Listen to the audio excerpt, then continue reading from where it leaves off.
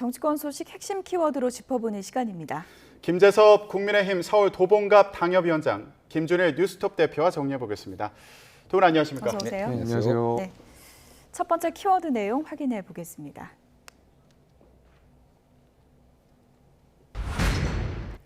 (586) 아름다운 퇴장을 준비해야 한다. 박지원 더불어민주당 비대위원장이 최근에 작심 발언을 이어가고 있는데요. 얘기 들어보시죠. 국민의 신뢰를 회복하기 위해서라도 586 정치인의 용태를 논의해야 합니다. 586의 사명은 민주주의를 회복하고 이 땅에 정착시키는 것이었습니다. 이제 그 역할은 거의 완수했습니다. 아름다운 퇴장을 준비해야 합니다. 네, 누가 뭐라고 해도 나는 나의 갈 길을 간다. 요즘 박지원 위원장의 작심 발언이 이어지고 있는데 이번엔 아름다운 퇴장을 얘기했어요. 저는 그러니까 박지원 위원장의 어떤 총론과 어떤 대의에는 다 이제 공감을 하는데 네. 사실은 이제 어떤 정치적 경험에 대해서는 조금 아쉬운 부분이 있어요. 왜 그러냐면은 아름다운 퇴장은 한 번도 없었습니다. 정치의 역사상 예. 누가 아름답게 퇴장을 한 적이 한 번도 없었고 선거에서 져서 물러나거나 아니면은 강력하게 다른 대체 세력이 소위 말해서 들이받아가지고 그렇게 됐거든요. 그래서 이제 586의 어떤 그러니까 이 당의 어떤 체질이 바꿔야 된다라는 것에 대해서는 많은 분들이 공감을 하실 텐데 그게 이제 586 용퇴로 끝날 것인가에 대해서는 상당히 많은 이견이 있을 수밖에 없는 방식으로 접근을 했다라고 해요. 무슨 얘기냐면은 어디까지 586이냐, 누가 586이냐라는 예. 거예요. 그러니까 소위 말하는 60년대생들이 당의 주축이에요.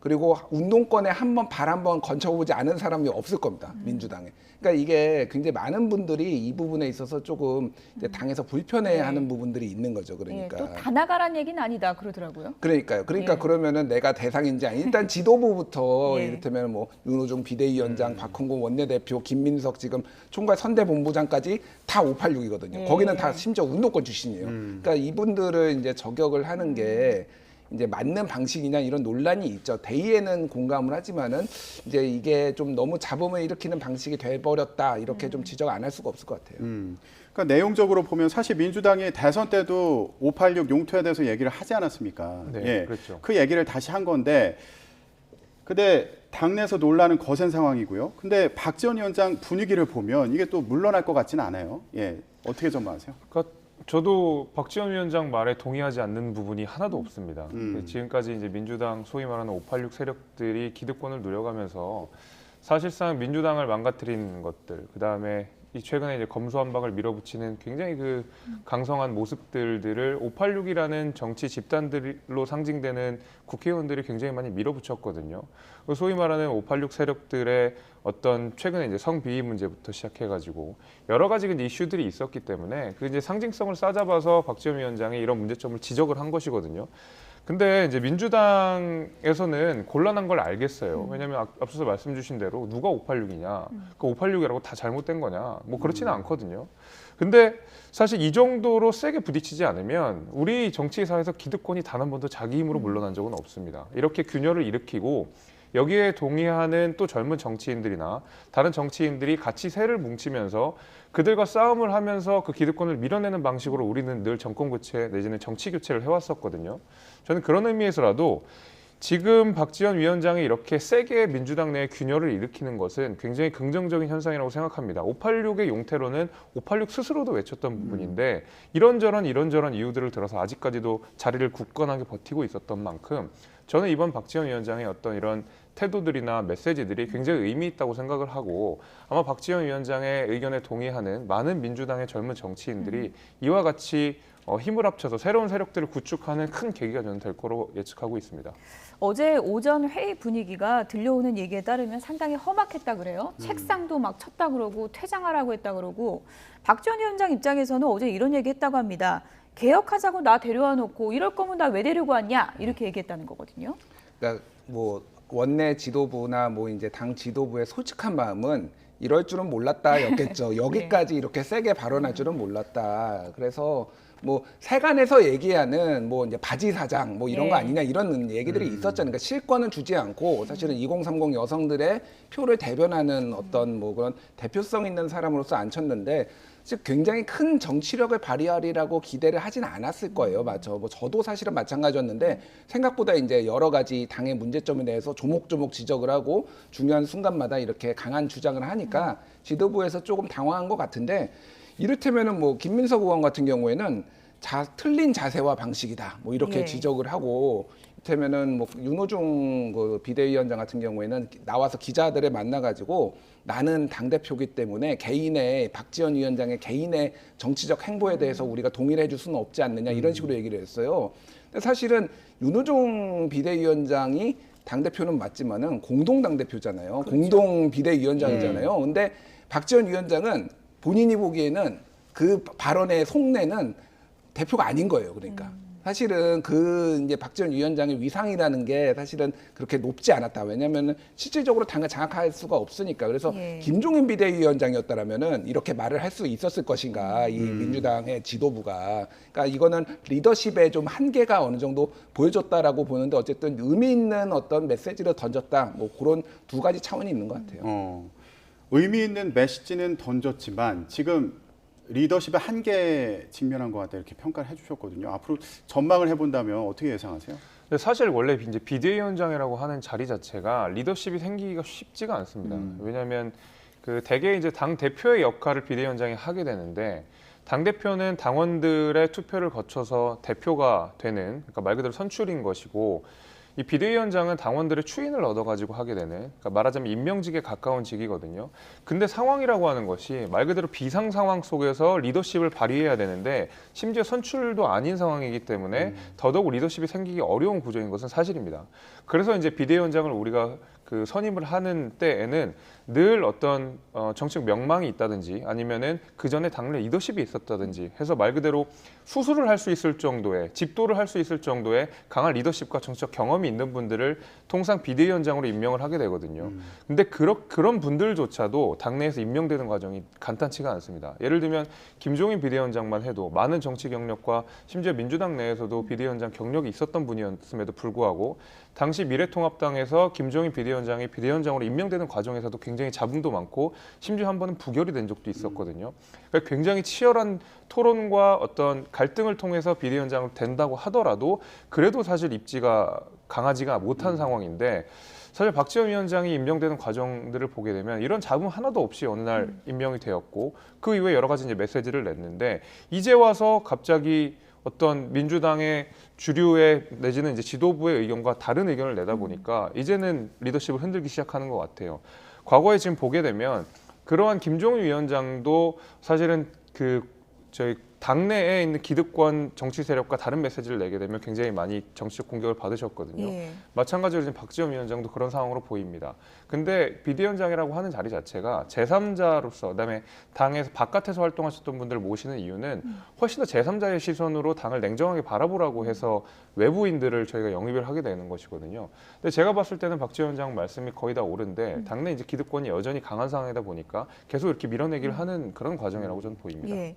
근데 이제 민주당 지지층 얘기를 좀 들어보면 메시지가 이렇게 셀지도 몰랐다라는 반응이지만 또 중요한 거는 아니 지금 선거 열흘도 안 남았는데 왜 지금 이러냐 이런 반응이 많더라고요. 그러니까 타이밍을 얘기하시는 네. 분들이 있고 뭐 내용을 얘기하시는 분들이 있고 여러 가지 이제 층위들이 좀 나뉩니다. 일단 타이밍을 얘기하시는 분들은 방금 얘기했듯이 선거 열흘 앞두고 왜 이러느냐라고 했는데 이거에 대해서 이제 지지를 하시는 분, 박지원 위원장의 어떤 메시지를 지지하시는 분은 지금 민주당의 신뢰를 잃었기 때문에 예. 가장 먼저 중도층의 신뢰를 얻는 게 중요하니까 사과와 쇄신을 보여줘야 된다라는 거예요. 지금 무슨 정책을 내놓거나 아니면은 뭐 국민의힘이나 정부를 공격한다고 해서 이미 신뢰가 떨어졌기 때문에 그게 힘이 실리지 않는다라는 거죠. 그래서 선 개혁 후 이를테면은 뭐 이때 선거 전략 이런 것들이 필요하다라는 게 박지원 위원장과 뭐 이런 일련의 이제 그룹들인 것 같아요. 그래서 그게 이제 어느 게 맞는지 틀리는지는 모르겠습니다. 어찌됐든 중요한 거는 민주당이 지금 현 상황에 대해서 갈피를 못 잡고 있는 거는 분명한 것 같아요. 그러니까 어떤 방식으로 선거를 치러야 되는지 이게 여러 번 꼬였거든요. 그러니까 송영길 서울시장 후보로 나온 것부터 해가지고 뭐 이재명 고문이 등판한 것부터 해서 여러 가지가 꼬이고 이 대선에 대한 패배에 대한 책임을 어디까지 묻고 두시고 원인이 무엇인지에 대해서 제대로 평가도 안 되고 이런 것들이 다 엉켜 있으면서 지금 여기까지 와버렸다라고 해서 일단은 이거는 선거가 끝난 다음에 오히려 조금 더 선명해질 수 있다. 그렇게 보여집니다. 지금 586 용퇴 문제로 내부 공방이 치열한 상황인데 이 논의가 진행이 될지 이것도 주목이 되고요. 그리고 동시에 최강욱 의원에 대한 징계를 두고도 박 위원장이랑 지도부 사이에 좀 이견이 있는 그런 상황으로 보이거든요. 근데 저는 선거를 앞두고 박지원 위원장이 이렇게 강한 메시지를 낼 필요가 있느냐. 최강욱 의원뿐만이 아니라 그다음에 박완주 의원에 대한 징계 절차 등등을 왜 지금 이 시간에 굳이 해야 되느냐라고 민주당 내에 반발이나 비판들이 굉장히 많거든요. 근데 저는 사실 굉장히 웃겼던 것이 뭐냐면 저희가 대선 직전에 이준석 대표와 윤석열 당시 후보 간의 갈등 속에서 이준석 대표는 선거도 중요하지만 당내 개혁도 중요하다. 당내에서 우리가 선거라는 어떤 넘어야 될 장애물이 있다고 해서 당내 개혁을 미뤄서는 안 된다라는 데에 굉장히 많은 메시지를 내셨고 거기에 대해서 민주당이 굉장히 많이 동의했거든요. 그 당시에는 그랬습니다. 심지어 저희가 이 정치권 내에서 늘 문제가 됐던 것이 선거 때문에 이번엔 조용하자. 일단 이기고 나서 하자 하면서 아무것도 못하고 지지부진하게 끌어왔던 게 지금까지 대한민국 정치였거든요. 저는 근데 민주당이 정말 선거가 급한지 이거 좀 선거 좀 끝나고 합시다. 좀 시기를 좀 뒤로 미룹시다 하는 것이 애초에 저는 개혁 의지라는 것이 없다. 그냥 이번 선거만 어떻게든 넘어가 보자라고 하는 태도가 아닌가라는 의심이 좀 됩니다. 네. 예. 지금 속보가 좀 들어와서요. 속보부터 좀 정리해서 전해드리도록 하겠습니다. 네, 사회부총리 겸 교육부 장관의 박순애 서울대 교수를 내정했다는 속보가 들어왔습니다. 김인철 후보자가 사퇴하면서 이제 비어 있는 자리였죠. 교육부 장관의 박순애 서울대 교수를 내정했다는 속보가 들어왔고요. 그리고 정호영 후보자가 이제 사퇴한 자리인 보건복지부 장관 후보자에는 김승희 전 의원을 발탁했다는 속보가 들어왔습니다. 네. 자, 이렇게 18개 부처 가운데 16명을 임명한 상황이었는데요. 사회부총리 겸 교육부 장관 후보자의 박순애 서울대 교수를 지명했고요. 보건복지부 장관 후보자의 김승희 전 의원을 발탁했다는 소식 들어왔습니다. 그리고 식약처장에는 오유경 서울대 약학대학장을 내정했고요. 네, 윤 대통령이 세종청사 첫 정례 국무회를 앞두고 이렇게 서면 발표했다는 소식 들어왔습니다. 또 한 가지 속보가 들어왔는데 오늘 임금 피크제 관련해서 대법원의 판결이 주목을 받았었는데 지금 내용이 들어왔습니다. 일정 연령 이후 임금을 삭감하되 고용을 보장하는 이른바 임금 피크제가 불합리한 연령 차별이라서 위법하다. 이런 대법원의 판단이 나왔다는 속보가 들어왔습니다. 대법원은 오늘 퇴직한 연구원 A씨가 한국전자기술연구원을 상대로 임금 피크제 시행에 따른 미지급 임금 등을 청구한 소송 상고심에서 A씨의 손을 들어준 원심을 확정했습니다. 네. 재판부는 노사 합의로 일정 연령 이후에 임금이 깎이는 임금 피크제를 도입했더라도 합리적인 이유 없이 연령만을 이유로 임금 등을 차별해서는 안 된다는 고령자 고용법에 위반돼서 무효라는 원심에 법리 오해 등의 잘못이 없다고 판단했습니다.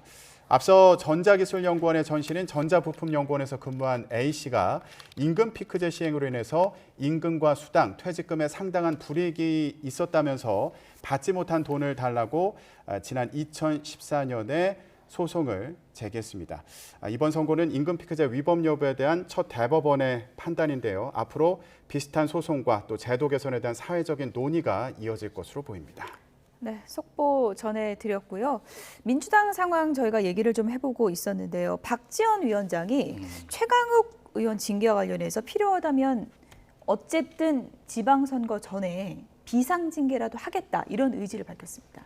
예, 그러니까 그거가 이제 어떻게 보면은 국민의힘하고 대비되는 걸로 비춰질 수가 있는 거죠. 예전에 국민의힘의 미준석 대표의 징계에 대해서 문제가 있다라고 얘기를 했죠. 왜 이거 당 뒤로, 그러니까 선거 뒤로 미루느냐. 그러면 민주당은 그렇게 하면 안 되는 거예요. 최강 구원권을 미루면은 이게 또 내로남불인 거죠. 예. 그러니까 우리는 이렇게 함으로 인해서 그 국민의힘하고 다르다라는 거를 보여줘야 되는 거죠. 그리고 성비위 이게 뭐 어느 정도 수위인지 모르겠으나 논란을 일으킨 거에 대해서는 엄벌주의 예외가 없다라는 원칙을 지금 세우기 위해서 이렇게 한 것이고 이거에 대해서 또 누군가는 뭐 내부 총질이다 해당 행위다 이런 이제 논란들이 있는 건데 저는 원칙적으로 그게 이제 맞다라고 개인적으로는 보고 있습니다. 그러니까 그래야지 이게 이제 소위 말하는 내로남불 정당의 이미지를 벗을 수가 있는데 그것들을 이제 불편하게 보시는 분들이 굉장히 많은 거죠. 그래서 이게 이제 민주당의 이런 어떤 뭐라고 할까 이 가치 그리고 민주당의 대선이나 이런 뭐 선거에서 패배한 원인을 두고 장기 투쟁에 돌입할 가능성이 점점 높아지고 있는 것 같아요. 그러니까 왜 졌는지에 대해서 사람들마다 다 생각이 다릅니다. 그러니까 예를 들면 뭐 어떤 데에서는 180석 가지고 개혁을 못해서 졌다라고 얘기하는 강성지지층도 있고 내로남불 이미지, 뭐 잇따른 성비위, 정책 실패, 뭐 문자 폭탄이나 뭐 이를테면은 뭐 팬덤 정치 이게 다 조각조각 원인이 있을 테지만은 이거를 가지고 각자 코끼리 만지듯이 다리 만지듯이 하고 있거든요. 그러니까 이게 지방선거 패배 이후에도 사실은 그때부터 시작이 되겠지만은 이제 뭐 때문에 졌는지를 가지고 이제 노선 투쟁 아니면 이제 해석 투쟁이 지금 들어갈 가능성이 높아졌죠. 비대위원장이 비상징계를 할 권한은 있는 건가요? 그러니까 뭐 이건 당 대표니까 네. 제가 그 당헌까지 제가 다시 자세히 들여보다 보지는 못했는데 그럴 경우에는 뭐 이제 어느 정도 권한이 있겠죠. 그러니까 중요한 거는 이제 그거를 이제 강하게 밀어붙이는 의지를 이제 대외적으로 보여주는 게 중요한 거죠. 지금 그러니까 어디 징계가 어디까지 이루어질지는 모르겠으나 그런 부분들을 이제 고려를 한 것 같습니다. 네. 민주당의 쇄신과 그리고 사과를 둘러싼 당내 논란이 계속되고 있는 상황인데 국민의힘 이준석 대표가요. 이 박 위원장의 민주당 586 용퇴 주장에 대해서 이렇게 얘기했습니다. 발언 들어보시죠. 왜 선거 며칠 앞두고 이런 혼란을 겪는지 잘 모르겠지만은 586이 용퇴하면 그 다음엔 뭐가 오느냐에 대해 가지고 대안 제시가 없는 상황에서 막연한 용퇴로는 그러면 586이 용퇴하고 나면은 김남국, 김용민 그리고 고민정의 세상이라는 건데 뭐 그게 대안이라면은 그걸 명확하게 말씀해 주셔야 될 것 같습니다. 네, 이준석 대표 발언 들어보셨는데 일단은 선거 며칠 앞두고 왜 이렇게 논란이 불거졌느냐 이 부분하고요. 그리고 586 세대 용퇴론 얘기하는데 그러면 대안이 누가 있느냐? 예, 이 두 가지 좀 지적을 했습니다. 그 이제 이준석 대표께서 사실 이제 민주당의 이런 갈등 상황들을 보다 이렇게 좀 불을 지피시는 것 같아요. 이제 제 생각엔 좀 그렇게 되는데 실제로 586이 용퇴를 하고 난 다음에 그 다음에 남는 사람들은 어떤 사람들이냐라고 했을 때 실제로 가장 목소리가 큰 사람들이 되게 우리 그 이준석 대표가 이야기하신 김용민, 김남국, 고민정 의원이거든요. 근데 김용민, 김남국, 고민정 의원이 어떤 민주당에서 상징하고 있는 바가 무엇이냐라고 하면 어떤 그 상징성이 대단히 뭐 되게 긍정적인 뭐 모양으로 비치지는 않는 것 같아요. 되게 좀 강성의 이미지, 때로는 많은 실수들을 하는 이미지. 특히 이제 김남국 의원 같은 경우에는 우리가 한동훈 법무부 장관 후보자의 인사청문회에서 여러 가지 실수들을 범한 사실들이 좀 있었고, 고민정 의원 역시도 그 과거에 어떤 SNS 메시지나 아니면은 국감장에서의 메시지를 보게 되면 다소 사실관계가 다른 이야기들을 해가지고 국민들의 비판과 조롱을 받은 적이 있거든요. 그렇기 때문에 지금 이준석 대표는 이 586이 나간다고 하더라도 민주당에 남은 자산 자체가 너무 없다. 저렇게 큰 목소리를 내고 있는 사람들 역시도 국민들한테 586 이상으로 비판을 받는 분들이라면 예. 도대체 민주당의 대안은 무엇인가라고 저는 꼬집은 거라고 보고 있습니다. 그래서 저는 저 말이 좀 헷갈렸던 게요. 민주당 586은 용퇴를 하라는 건가요? 말라는 건가요? 해도 좋고 안 해도 좋다라는 얘기인 것 같습니다. 이준석 대표 입장에서는. 예. 사실 이제 선거를 진두지휘하는 입장에서는 저렇게 민주당 내 내분이 생기고 갈등이 생기고 하는 것 자체가 국민의힘에 어떻게 보면 반사이익이 될 수가 있거든요. 그래서 저는 이제 이준석 대표가 저런 그 점을 아마 지적을 한 거라고 생각합니다. 사실 저런 메시지를 내게 되면 민주당 내에서도 혼란스럽거든요. 그래서 586은 어떻게 해야 되느냐? 네. 그럼 대안은 정말 김남국이 되는 것이냐? 고민정이 되는 것이냐? 하고 그 안에서 자중질환이 일어나는 것들을 예. 아마 이준석 대표 머릿속에 있었을 거라고 좀 보고 듣는 있습니다. 저희도 좀 혼란스러운 상황인 것 같은데, 근데 김준일 대표님 예. 이게 상당히 중요할 것 같아요. 박지원 비대위원장이 지금 지방선거 며칠 앞두고 있는 상황에서 분란을 만든 건 맞는데 2030 또 여성을 상징하는 대표성이 있지 않습니까? 그래서 박지원 위원장의 거취나 또 위치를 어떻게 결정하느냐에 따라서 유권자가 민주당을 바라보는 시각도 달라질 수 있거든요. 이게 상당히 좀 고민이 되는 부분일 것 같아요. 그러니까 일단은 사실은 이제 그 지도부의 태도, 박지원 위원장을 제외한 나머지 민주당 지도부의 어떤 태도가 조금 아쉬웠다라고 볼 수밖에 없어요. 그러니까 이를테면 도출 발언이 있을 수는 있습니다. 예. 그러면 그 부분을 어떻게 잘 논의를 해서 할지 그런 부분들을 조금 우리 시기를 얘기해 보자 이런 식으로 최고위원회에서 얘기가 나와야 되는데 이를테면은 뭐 태도가 뭐 잘못됐다, 뭐 개인의 뭐 의견이다 이런 식으로 선을 그어버리면은 완전 고립된 것으로 예. 보이고 한마디로 얘기하면은 그러니까 뭐 간판용으로만 내세우고 실권은 아무것도 안 준 것처럼 비춰지잖아요. 이게 중도층에 악영향을 끼칠 것이 분명합니다. 문제는 이제 지방선거 이유가 문제예요. 그러면 어떤 식으로 이 당이 진행될 것이냐. 그러니까 가장 핵심적인 거는 지금 예전의 사례를 봤을 때 소위 말해서 2000년도에 기억하실지 모르겠는데 권노갑 의원 있을 때 그때 천신정이라고 하는 천정배, 신기남, 정동영 그 그룹이 정풍운동을 벌이면서 권노갑 퇴진운동 벌였거든요. 근데 바로 안 됐어요. 다음에 지방선거에서 그러니까 보궐선거에서 참패하면서 책임을 지고 물러났는데 이게 시간이 걸리고 이런 정풍운동이 되려면은 소위 말해서 그룹핑이 돼야 돼요. 근데 조금 박해라고 불렸던 의원들은 사실은 다 개인입니다. 예. 그룹핑이 없어서 민주당이 만약 쇄신운동을 하고 싶으면은 예. 그룹핑을 할 수가 있느냐 그런 사람들이 누가 있고 어떻게 할 수 있느냐가 관건이 되고 그게 아까도 이준석 대표가 얘기했던 뭐 김남국, 김용민, 고민정이 아닌 새로운 대안으로 떠올릴 수가 있겠죠. 그게 있을 수 있느냐 없느냐에 따라서 굉장히 큰 움직임의 차이가 있을 것 같아요. 네, 이제 지방선거 6일 앞으로 다가왔는데 선거에 이런 논란이 어떤 영향을 미칠지 이게 참 궁금한 상황인데요.